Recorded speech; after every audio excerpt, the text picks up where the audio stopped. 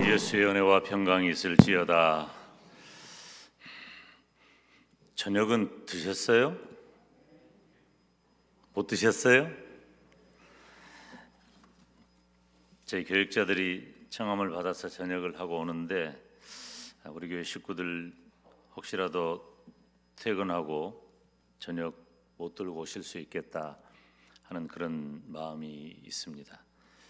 그럼에도 불구하고 추위 가운데 또 여러분의 일상을 잠시 접고 평안한 휴식을 취해도 좋을 시간에 이렇게 공동체 예배로 혹은 공동체 예배에 나오는 어떤 성도보다도 더 간절한 마음으로 온라인으로 예배에 참석한 모든 우리 성도님들께 우리 하나님의 은혜와 평강이 함께하기를 주님의 이름으로 축원합니다. 오늘 말씀은 우리가 신약 성경에 있는 인물들을 쭉 살피는 중에 초대교회 성도들이라고 하는 이 교회 성도들의 기본 신앙에 대한 말씀을 잠깐 살피려고 합니다. 이 땅에 수많은 지상 교회들이 세워져 있고 또 수많은 주의 종들과 또 성도들이 함께 주님의 몸된 교회를 통해 영원한 천국을 소망하면서 지상 교회에서 하나님이 주신 은혜를 사모하며 살죠. 그런 우리 지상 교회의 이상적인 교회는 다 초대교회를 향하고 있습니다. 그래서 저도 어렸을 때 그런 얘기들을 많이 했습니다마는 우리 기독교 신앙 가운데 또 기독교회가 추구하는 종교개혁 이후의 소망이 뭐냐면은 바로 초대교회로 돌아가자 하는 그런 말씀인데요. 이 초대교회는 신약 교회의 모델이 됩니다.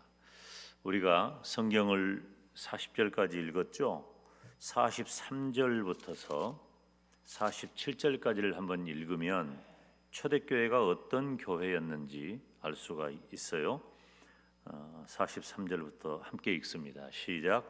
사람마다 두려워하는데 사도들로 인하여 기사와 표적이 많이 나타나니 믿는 사람이 다 함께 있어 모든 물건을 서로 통용하고 또 재산과 소유를 팔아 각 사람의 필요를 따라 나눠주고 날마다 마음을 같이하여 성전에 모이기를 힘쓰고 집에서 떡을 떼며 기쁨과 순전한 마음으로 음식을 먹고 하나님을 찬미하며 또 온 백성에게 찬송을 받으니 주께서 구원받는 사람을 날마다 더하게 하시니라.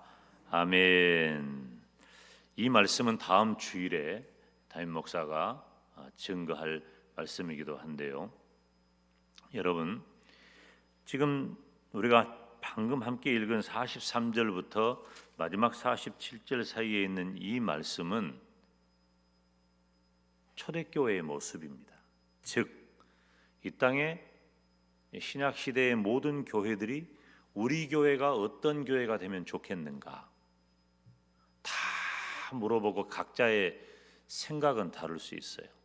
우리 교회는 지금 금년에 이제 117년을 맞이했으니까 우리 교회가 가지고 있는 어떤 역사적인 그런 숨결이 너무 다양하고 많아서 우리 영광대교회는 이런 교회가 되면 좋겠다 하는 각자의 소망과 기도가 있죠.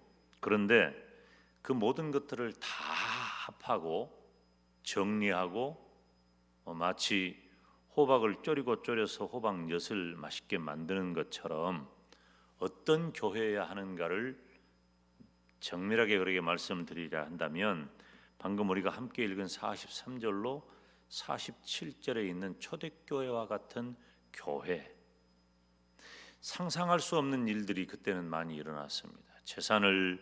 자기 재산을 나눠준다든지, 그리고 주위의 모든 사람들의 칭송을 들어요. 그리스도인들이 이 교회가 박수를 받는단 말이에요. 그리고 구원받는 사람의 수가 계속 늘어나는 거예요. 여러분 어떻습니까? 이런 교회가 되면 얼마나 좋겠어요. 다 그런 교회를 꿈꾸고 있고 이런 부분을 한국 교회가 잘 감당하기도 했지만 지금은 그런 모든 일들이 상당 부분 연약해졌기 때문에 우리가 2022년 표를 모든 일이 회복되는 교회라 하는 그런 담임 목사의 목회 목표에는 정말로 초대교회와 같은 그런 교회가 되면 좋겠다 하는 그런 마음의 소원이 담겨져 있는 것입니다. 그렇다면 어떻게 이 초대교회는 43절로 47절에 나와 있는 이런 교회가 될 수 있었을까? 그 이유는 무엇일까? 저는 우리 함께 읽은 37절로 40절 그 사이에 있는 오늘 본문의 말씀을 통해서 교회는 기본 신앙이 너무나 중요하다. 따라서 합시다. 기본 신앙. 이 기본이죠. 그러니까 이것만은 반드시 기본이 잘 되어 있는 학생이 공부를 잘해요. 제가 가끔 공식에 대한 얘기를 하는데 신앙도 공식과 같다. 그래서 매우 기본적인 공식의 체계 아래 나를 넣어 놓아야, 그래서 그것만큼은 양보하지 않고 나를 넣어 놓아야 나중에 응용력도 생기고 그리고 재생산의 역량이 생기는 거예요. 근데 기본이 안 돼 있으면 아무것도 할 수가 없어요. 그 초대교회는 기본 신앙이 중요했어요. 그러면 오늘 본문 37절로 40절 사이에 나와 있는 초대교회 성도들의 기본 신앙은 무엇일까? 첫째, 여기 37절 보니까 어찌할꼬 그랬어요. 우리가 37절 같이 읽습니다. 시작. 저희가 이 말을 듣고 마음에 찔려 베드로와 다른 사도들에게 물어가로되 형제들아 어찌할꼬 하거늘. 아멘. 이 마음에 찔린다 그랬잖아요. 저희가 이 말을 듣고 마음에 찔려. 이 찔린다는 말은 찔러서 관통한다는 의미입니다. 이 베드로가 설교를 했는데 베드로가 한 설교를 듣고 사람들의 마음이 찔린 거예요. 그러니까 이 베드로의 설교를 들은 성도들은 자신의 죄를 관통한 거예요. 말씀을 들을 때 그 말씀이 내 죄를 관통한 거예요. 그 말씀이 아픈 거죠. 우리들은 어떤지 모르겠어요. 혹시 개인적으로 만나가지고 야단을 맞거나 충고를 하거나 뭐 그런 게 효과가 더 있을 수도 있어요. 그럴 수도 있습니다. 사람들은 개인적으로 만나가지고 심각하게 얘기하고 이러면 안 된다, 이렇게 해야 한다라고 따끔하게 하면 그 말을 더 아프게 느낄 수도 있어요. 그렇지만 담임 목사가 확고하게 가지고 있는 신념 중에 하나는 그걸로 사람이 변화하는 것을 별로 못 봐요. 의지할 바는 성령님이고 결국은 말씀이에요. 그러면 담임 목사는 어느 특정한 개인을 염두하지 않고 모든 성도들에게 보편적으로 말씀을 증거하되 성도들 한 분 한 분은 지금 이 시간에 주의 종을 통해서 나에게 주시는 말씀으로 받는 그 태도를 가지고 있어야, 지금 마찬가지예요. 오늘 3일밤 예배에도 이렇게 많은 성도님들이 오셨는데 오신 성도님들 한 분 한 분에게 제가 말씀하는 거예요. 특정한 개인은 아니지만 모두에게 하는 설교지만 말씀을 듣는 여러분 개인은 누구에게 주신 말씀이다? 나에게 주신 말씀이다. 목사는 설교를 들을 기회가 많지 않기 때문에 가끔 노회나 교단에서 그리고 어떤 세미나나 행사에서 그리고 혹 목사가 말씀을 준비하는 가운데 그 말씀을 하나님의 음성으로 듣기를 정말 애를 씁니다. 목사를 말씀으로 제어할 다른 방법을 많이 찾지 못하기 때문에 그렇기도 합니다. 저도 믿음의 사람이니까요. 설교를 들은 성도들이 내 죄를 관통했다. 그래서 어찌할꼬 한 거예요. 형제들아 어찌할꼬. 그 베드로가 전한 말씀이 내 마음을 찌르는데 성도들의 마음에 회개의 영이 임한 것입니다. 초대교회 성도들이 가진 기본 신앙은 뭐냐면 자기 죄에 대하여 말씀에 비추어 회개하는 신앙을 가졌다는 겁니다. 뭔 죄를 얼마나 지어서 얼마나 많은 회개를 해야 할까, 이런 어떤 단선적 사고보다도 내가 근본적으로 하나님 앞에 죄인이라고 하는 자각과, 그리고 내 삶이 모두 다 헛되고 무익하고 전적으로 부패했다는 그런 하나님 앞에서 내 믿음이 정말 중요한 것이죠. 세례 요한은 예수님의 시대가 열리기 전에 구약의 마지막과도 같은 그런 사역을 했던, 그러니까 구약의 마지막 선지자라고 표현하는 분들이 굉장히 많습니다. 그 세례 요한이 마태복음 3장 7절로 10절 사이에 있는 말씀을 보면 우리가 함께 읽습니다. 시작. 요한이 많은 바리새인과 사두개인이 세례 베푸는 데 오는 것을 보고 이르되, 독사의 자식들아, 누가 너희를 가르쳐 임박한 진노를 피하라 하더냐. 그러므로 회개에 합당한 열매를 맺고 속으로 아브라함이 우리 조상이라고 생각하지 말라. 내가 너희에게 이르노니 하나님이 능히 이 돌들로도 아브라함의 자손이 되게 하시리라. 이미 도끼가 나무 뿌리에 놓였으니 좋은 열매를 맺지 아니하는 나무마다 찍혀 불에 던지우리라. 아멘. 회개에 합당한 열매를 맺어라. 너희들이 속으로 나는 아브라함의 자손이라고 안심하고 있지 말란 말이에요.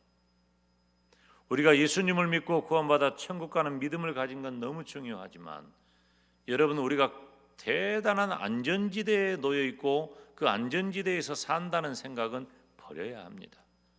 앞서 언급했듯이 나는 하나님 앞에서 전적으로 타락하고 전적으로 무능하고 전적으로 부패한 존재가 되었기 때문이에요. 그래서 아무 유익한 것이 나에게는 나오지 않아요. 죄밖에 없는 거예요.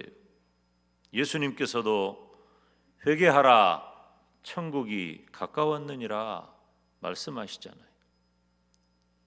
예수님께서 이제 공생애를 다 마치시고 십자가에 죽으시는 일이 남았습니다.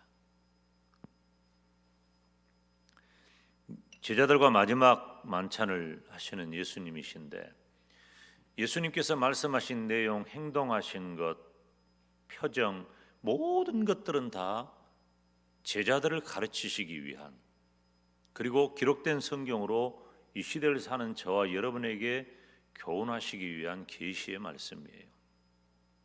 근데 예수님께서 마지막 만찬을 하는 가운데 이 제자들의 허리를 수건에 동이시고 대야의 물을 받아 제자들의 발을 씻기려고 했어요. 발을 씻는 것은 이스라엘 문화에 있어서 일상적인 일입니다. 밖에서 안으로, 집 안으로 들어갈 때는 필히 발을 씻어야 되죠. 왜냐하면은 이스라엘의 구조가 신발이 우리처럼 지금처럼 이런 신발이 아니고 샌들이에요. 거의 슬리퍼 형태의 끈이 달린 샌들이에요. 그리고 바깥은 우리가 잘 알다시피 이스라엘은 굉장히 고온 건조한 기후이기 때문에 먼지가 많아요. 아예 먼지밭에서 걷는다고 생각하면 돼요. 푸석푸석한. 그래서 밖에 나갔다가 집 안으로 들어올 때는 손도 씻고 발도 씻어야 돼요. 그래서 집 안에 들어갈 때는 이 물이 담긴 항아리가 있고, 그래서 그곳에서 씻고 들어가는 거예요. 그러니까 중세에 수많은 전염병이 생겼을 때 왜 유대인들은 멀쩡한데 왜 우리만 이러냐? 그래서 유럽에서 유대인들을 다 죽이려고 했거든요. 유대인들이 우리를 저주했다. 너희들 때문이다. 근데 유대인들은 굉장히 청결한 그런 습관을 가지고 있죠. 이런 모습 속에서 예수님과 그날 하루 제자들이 보낸 일을 생각을 하면은요, 이것저것을 다 예루살렘을 다니신 거예요. 제자들과 함께. 제자들의 발이 깨끗하지 못하죠. 발을 씻기라고 한 거예요.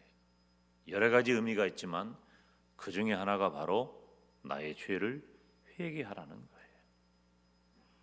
여러분, 지금 우리가 이 시간에 발 씻는 시간입니다. 하나님의 말씀을 듣고 그 말씀이 내 안에 회개의 영으로 다가와 내 발을 깨끗이 씻는 저와 여러분이 되시기를 주님의 이름으로 축원합니다. 제자들에게 발 씻지 않으면 나와 상관이 없다 그랬어요. 여러분, 우리가 예수님을 믿고 구원받아서 천국 갈 백성이 되었다 할지라도 여러분, 우리 주님께서 발을 씻지 않으면 나와 아무 상관이 없다, 지금 말씀하시는 거예요. 초대교회 성도들의 기본 신앙은 회개하는 것입니다. 우리들이 물론 습관적으로 잘못하고 습관적으로 회개하는 일을 매일 반복하고 매번 반복한다면 이것 또한 문제가 되는 건 사실이에요. 매번 똑같은 잘못을 하고 또 회개하고 또 똑같은 잘못을 하고 또 회개하고 이런 습관적인 것도 문제가 되지만 더 심각한 것은 아예 찔림이 없고 회개가 없는 거예요. 여러분, 우리가 언제 통에 자복하며 하나님 앞에 나아갔는지 한번 우리 자신을 돌아볼 필요가 있어요. 저도 마찬가지예요. 말씀을 살피면서 나도 내 죄 때문에 물론 하나님 앞에 회개하기도 하고 기도하기도 하고 하죠. 그렇지만 정말 내 죄 때문에 통에 잡아간 적이 있는가? 이 정도면 됐다고 스스로 안위하고 내가 이 정도면 괜찮지 않나 안심하고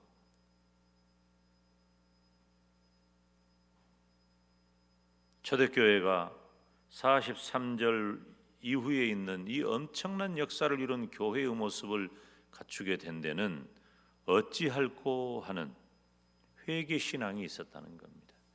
지금 이 시대를 살아가는 우리들에게 주님께서는 본문을 통해 말씀하십니다.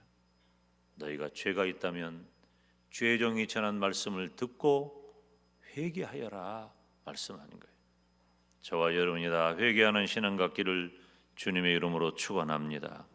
두 번째로 예수님의 이름으로 세례를 받았어요. 38절 같이 읽습니다. 베드로가 가로되 너희가 회개하여 각각 예수 그리스도의 이름으로 세례를 받고 죄사함을 얻으라. 그리하면 성령을 선물로 받으리니. 아멘. 세례의 본래 의미는 뭐냐면 예수님께서 죽으셨다가 다시 살아나신 거예요. 세례의 본래 의미가 그거예요. 다시 말하면은 성도가 세례를 받는다고 하는 것은 예수님과 연합하여 사는 거예요. 갈라디아서 2장 20절에 기록하고 있는 대로. 그러니까 예수님을 믿는 성도는 이 세례라고 하는 말이 원래 이 헬라어 원어도 우리가 그 세례라고 번역하면 밥티스마, 밥티즘, 그러니까 이 세례 혹은 뭐 침례라고 번역을 하기도 해요. 근데 이 어찌 되었든 이 세례라고 하는 말의 원래 의미가 잠그다, 깊이 잠그다. 이 물속에 잠근다는 거죠. 물속에 깊이 잠기다. 그리고 장사하다. 장사를 어떻게 해요? 무덤 속에 넣어버리는 게 장사하는 거죠. 원래 세례라는 의미가 그런 의미를 담고 있어요. 그리고 세례는 깨끗해지고 다시 살아남을 의미해요. 물속에 잠갔다 꺼내면 깨끗해지는 거예요. 무덤 속에 넣었다가 나오면 살아나는 거예요. 그러니까 세례는 예수님과 연합하는 것이고 예수님께서 죽으셨다가 다시 살아나심을 의미하는 것입니다. 세례는 깨끗해지고 다시 살아남을 의미한다고 했죠. 초대교회 성도들의 기본 신앙은 그러니까 예수님과 함께하는 신앙이에요. 예수님과 함께한다. 오직 예수님 신앙을 가진 거예요. 여러분, 초대교회 성도들이 지금 사도행전 2장입니다. 오늘 본문은 이 사도행전 2장에 있는 초대교회 성도들은 사도행전 1장과 2장에 있는 말씀을 살펴보면 우리가 상상할 수 없는 예수님을 사모하는 믿음으로 무장한 분들이에요. 이분들은 사도들을 비롯해서 이분들은 예수님께서 예루살렘을 떠나지 말고 내가 너희에게 약속한 것을 기다리라 하신 그 말씀 한마디에 이들은 마가의 다락방에 모여서 떠나지 않고 거기서 기도합니다. 거기서 기도하는 거예요. 사실 불과 50일 전만 해도 이들은 두려움이 큰 사람들이었습니다.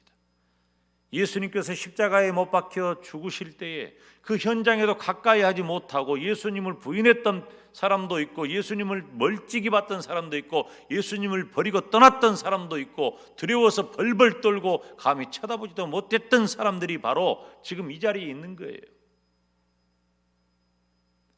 그런데 그들은 예수님께서 십자가에 못 박혀 죽으셨고 무덤에 장사 지냈다가 사흘 만에 다시 살아나시고 그리고 40일 동안 그들과 함께 하시면서 살아계신 예수님으로 함께 하셨던 것을 경험했고 그들이 보는 앞에서 하늘로 올리우셨다가 올리우신 그대로 다시 오시겠다고 약속하신 예수님은 너희들은 예루살렘을 떠나지 말고 내가 너희에게 약속한 것을 기다리라 말씀하셨고 말씀하신 대로 기도하는 중에 오순절에 성령 강림의 역사가 일어난 것입니다. 그러니까 지금 이 사도행전 2장 오늘 본문에 있는 초대교회 이 원형교회에 이 성도들의 마음은 오직 무엇으로 가득 차 있느냐? 우리 예수님을 사모하는 마음으로 가득 차 있단 말이에요. 그래서 초대교회 성도들이 이해를 못하죠. 지금 2000년이 지난 우리들도 재림신앙 갖기가 쉽지 않은데 2000년 전에 그 성도들은 재림신앙으로 가득한 거예요. 뭐 때문에? 그들은 예수님을 알거든. 하늘로 올리우신 예수님을 경험했거든. 그리고 그 예수님이 분명히 죽었다가 다시 살아난 것도 알았거든. 그러니까 그 예수님은 분명히 다시 오신다는 사실을 믿고 의심하지 않았단 말이에요. 그래서 그들에게 재림신앙이 2000년이 지나서 예수님의 재림과 더 가까이 있는 우리보다도 2000년 전에 그 초대교회 성도들의 재림신앙이 훨씬 더 절실했고 훨씬 더 투철했다고 하는 거예요. 그러니까 지금 이분들은 오직 예수님 신앙으로 가득 차 있는 거예요. 예수님이 죽고 사신 것처럼 우리들도 세례를 받음으로 내가 예수 그리스도와 함께 죽고 함께 산다. 여러분, 우리가 이 시대를 어떻게 이겨낼 것인가 하는 질문을 많이 받습니다. 굉장히 중요한 질문이고 성도로 살아가는 우리들에게도 중요한 이야기예요. 그렇지 않습니까? 나는 이 시대를 어떻게 살 것인가? 이런 진지한 고민이 우리들에게 필요해요. 이 시대를 과연 나는 어떻게 이겨내고 어떻게 살 것인가? 그런데 사실 어느 시대나 상관없이 어느 시대이든지 기본 원리는 같다는 거예요. 기본 원리 몇 가지만 제가 말씀을 드리면 사도행전 4장 12절 말씀에 다른 이로서는 구원을 얻을 수 없나니 천하인간의 구원을 얻을 만한 다른 이름을 우리에게 주신 일이 없음이니라 하였더라. 예수님의 이름으로 구원받는 거예요.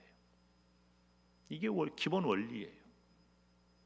다른 이로서는 구원을 얻을 수 없나니 천하인간의 구원을 얻을 만한 예수님 이름 외에는 다른 이름을 우리에게 주신 일이 없다.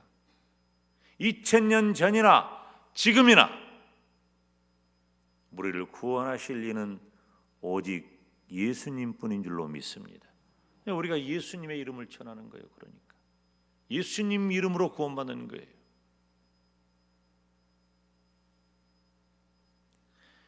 제가 고등학교 때 예수님을 믿고 그때 복음송 뭐 이런 게 많지 않은 시대였는데 그때는 기타 치고 교회 안에서 노래 부르면 팝송 같은 거 부른다고 야단 맞았어요.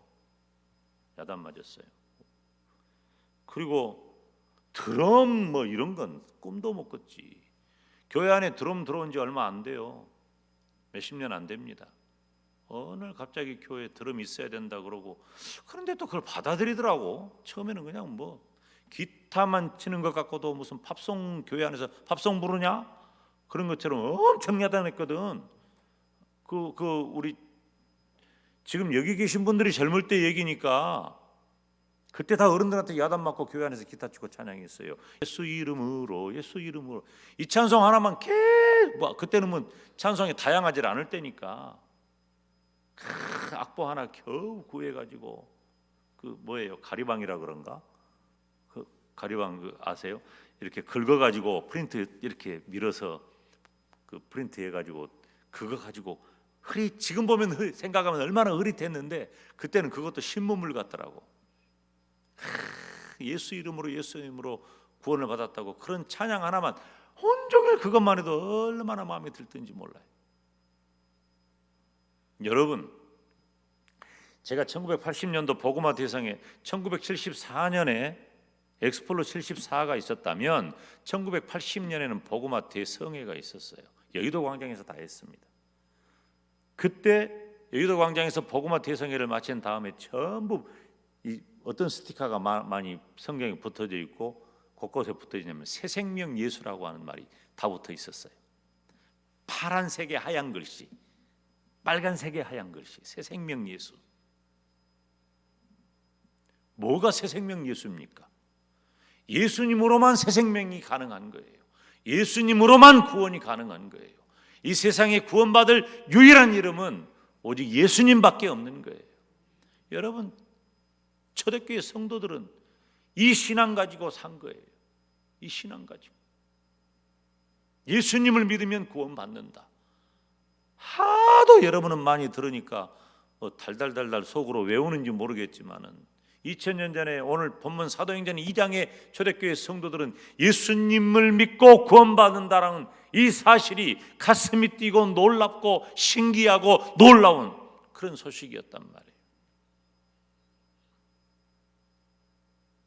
우리들이 잠자고 있다면 예수님을 믿고 구원받는 이 신앙의 눈이 확 띄어지기를 주님의 이름으로 축원합니다.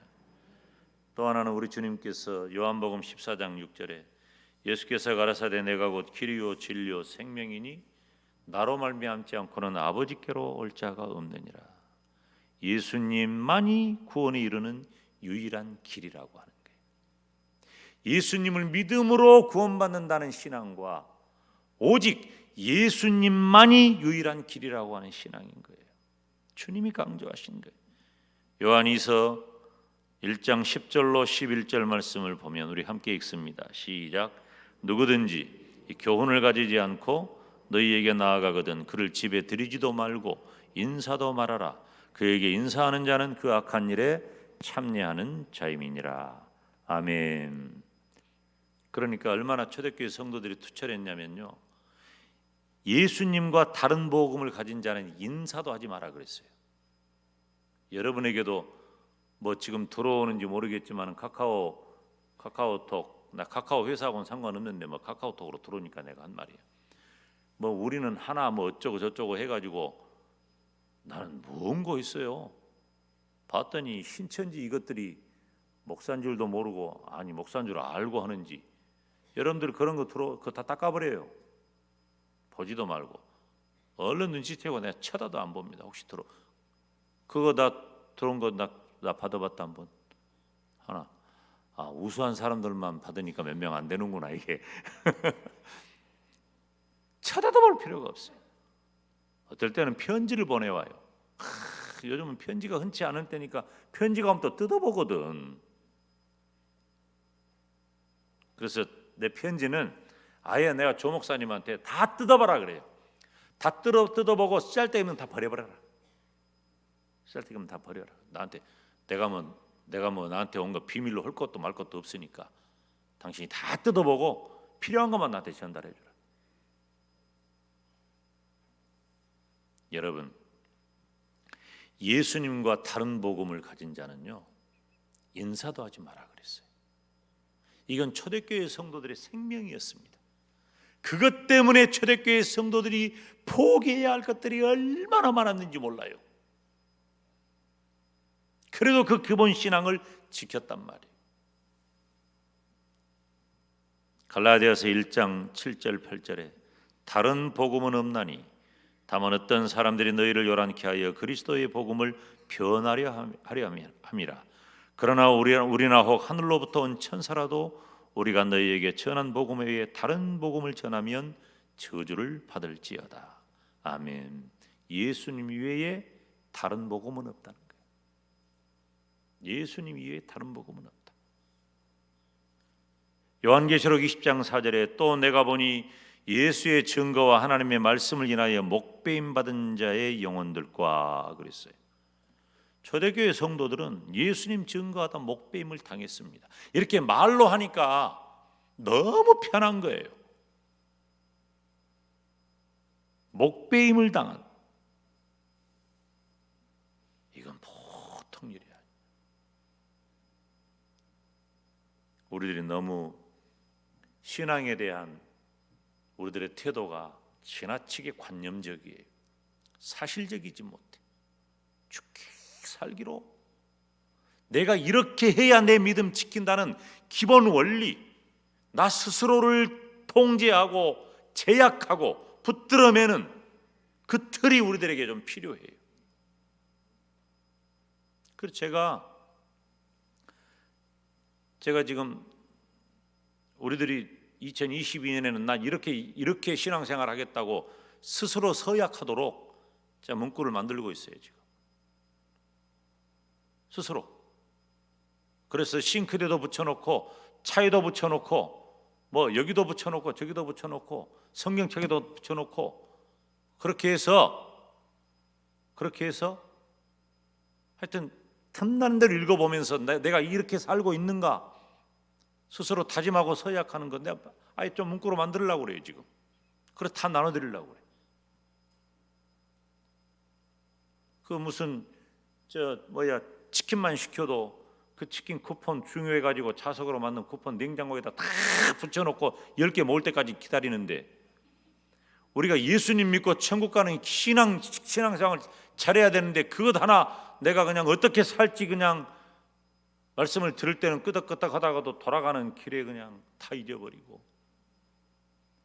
미안한 말이지만 목사도 말씀 준비하고 설교할 때는 열심히 하지만 사는 건 나도 솔직히 말하면 좀 창피해. 미안하고 죄송해. 그래서 미안하고 죄송한데 우리가 금년에 좀 한번 이렇게 해보자는 거예요. 그래도 한번 좀 해보자. 믿음 한번 믿음대로 이런 정도 기본 틀 속에 내가 들어가 보자. 그래야 한번 회복되는 역사가 있고 그런 것이지. 표만 정해놓고 우리가 표 읽는다고, 여러분 사명서는 우리가 예배 시간마다 읽는다고 사명이 이루어집니까? 이렇게 한번 틀 속에서 살아보자고 하는 거예요. 초대교회 성도들은요, 예수님을 증거하다가 목이 베어 죽었어요. 기름에 튀어 죽기도 했어요. 불에 태워 죽기도 했어요. 톱으로 잘라 죽기도 했어요. 이게 말로 하니까 이렇지. 여러분, 지금 우리가 사는 이 시대에 참 평화 시대고 감사하고 좋은 시대죠. 그렇지만 우리가 영적으로 대환란기가 오기 전에 우리의 신앙을 점검하고, 그리고 지난주에 주일 밤에 우리 김선웅 목사님 강사님 오셔서 말씀을 전하시는데, 그분이 말씀을 전하는 스타일이 강력하게 말씀을 전하지만 내용은 김 목사가 평소에 강조하는 내용이나 목사님 말씀한 내용의 강조점은 비슷하잖아요. 내용의 강조점. 여러분, 우리에게 주어진 우리의 날들이 얼마나 될는지 우리는 그걸 계수할 필요는 없어요. 어리석은 일이에요. 우리에게 주어진 생각, 시간, 사람 소중하게 여기면서 하루하루를 정말로 충실하고 충성되게 살아야 돼요. 어떻게 할 때? 나는 예수님과 함께 한 사람이다. 예수님과 함께 죽고 예수님과 함께 살았다. 세 번째, 구원을 받은 겁니다. 40절 말씀에 또 여러 말로 확정하며 권하여 가로되 너희가 이 패역한 세대에서 구원을 받으라. 신약의 강조점은 어디 있냐면은 이 신약은 영적이고 또 천국을 소망하는 내용이 많습니다. 이 신약은 실제적 표현이 그래요. 신약 성경의 실제적 표현은 영적인 것이 많고 또 천국의 소망을 두는 것이 많아요. 근데 구약에 보면은 굉장히 현세적이고 물질적인 부분이 더 많습니다. 구약 성경에 무슨 천국 얘기가 나옵니까? 우리가 해석을 바른 이해를 바른 해석을 할 때, 근데 구약이 왜 그러냐면요, 제가 가끔 말씀을 드리잖아요.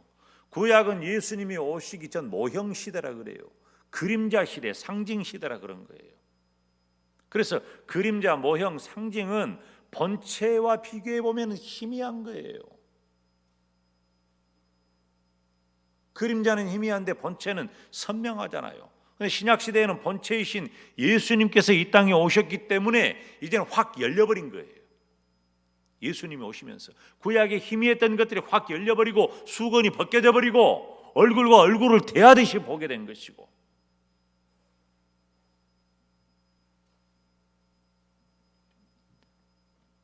회개하고 의롭다 하심을 받는 것은 오직 예수님을 믿는 신앙, 천국 신앙밖에 없는, 이것이 기독교의 본질이고 핵심인 겁니다.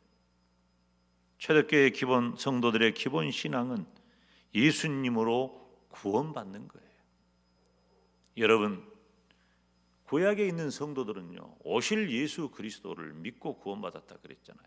다 상징이라니까, 그림자라니까, 모형이라니까. 그런데 지금 이 시대를 살아가는 우리에게는 확 열려서 눈이 확 띄어지고 예수님을 분명히 보게 되고 알게 되고 붙잡게 되고 믿게 되었다 그 말이에요. 그러니까 지금 우리는 오직 직접적으로 예수님을 믿어야 구원받는다고 전할 수 있고 들을 수 있고 믿을 수 있는 시대가 되었다는 것입니다.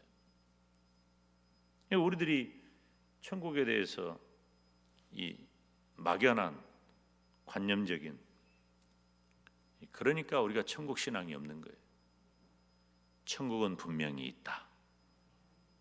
아멘. 천국은 분명히 있다. 솔직히 말하면은 예수님을 안 믿는 분들이 우리를 볼 때 도대체 이해가 되겠냐고요. 이게 도대체 이해가 되겠냐고.